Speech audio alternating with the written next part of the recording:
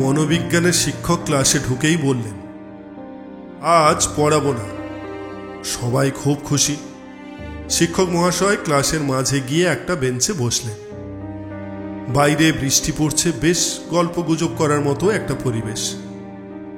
ছাত্রদের মনেও পড়াশোনার কোনো চাপ নেই। শিক্ষক মহাশয় খুব আন্তরিকতার সাথেই পাশের মেয়েটিকে বললেন, জননী, তোমার কি বিয়ে হয়েছে? মেয়েটা একটু লজ্জা পেয়ে বলল, হ্যাঁ স্যার, আমার একটা 2 বছরের ছেলেও আছে।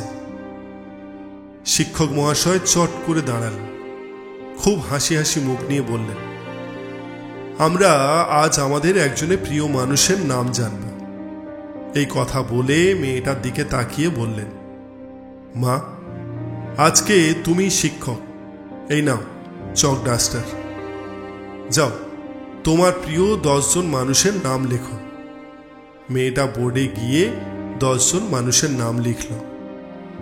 শিক্ষক মহাশয় বললেন, এরা কারা, তাদের পরিচয় ডান পাশে লেখো। মেয়েটা তাদের পরিচয়ও লিখল। সংসারের পাশে ও 2-1 বন্ধু প্রতিবেশীর নামও আছে। এবার শিক্ষক বললেন, এই তালিকা থেকে 5 জনকে তুমি মুছে দাও।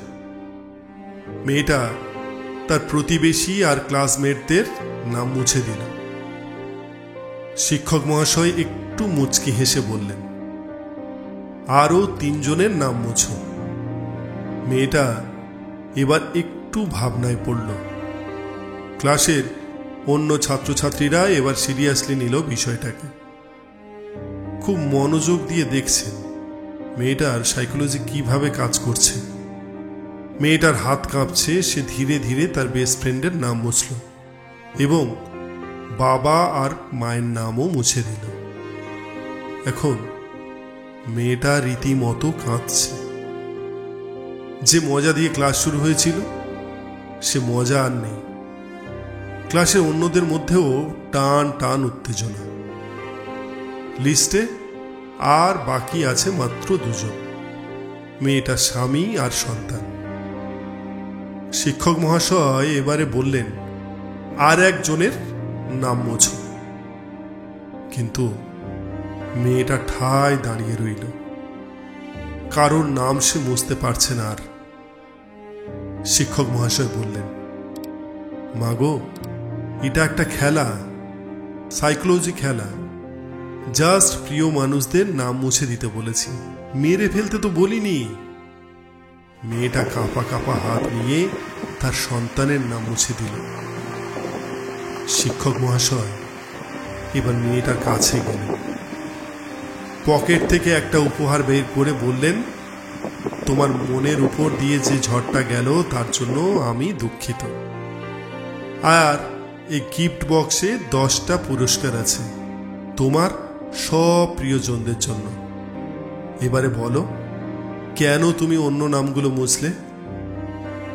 মেয়েটা বলল, প্রথমে বন্ধু আর প্রতিবেশীদের নাম মুছে দিলাম, কারণ তবুও আমার কাছে বেস্ট ফ্রেন্ড আর পরিবারের সবাই তো রইল। পরে যখন আরো 3 জনের নাম মুছতে বললেন, তখন বেস্ট ফ্রেন্ড আর বাবা মায়ের নাম মুছে দিলাম। ভাবলাম বাবা মা তো আর চিরদিন থাকবে না, আর আমার বেস্ট ফ্রেন্ড না থাকলেও কি হয়েছে, আমার কাছে আমার পুত্র আর তার বাবাই তো বেস্ট ফ্রেন্ড। কিন্তু সবার শেষে যখন ওই 2 জনের মধ্যে 1 জনকে আপনি মুছতে বললেন, তখন আর সিদ্ধান্ত নিতে পারছিলাম না। পরে ভেবে দেখলাম, ছেলে তো বড় হয়ে একদিন আমাকে ছেড়ে চলে গেলেও যেতে পারে, কিন্তু ছেলের বাবা তো কোনোদিনও আমাকে ছেড়ে যাবে না।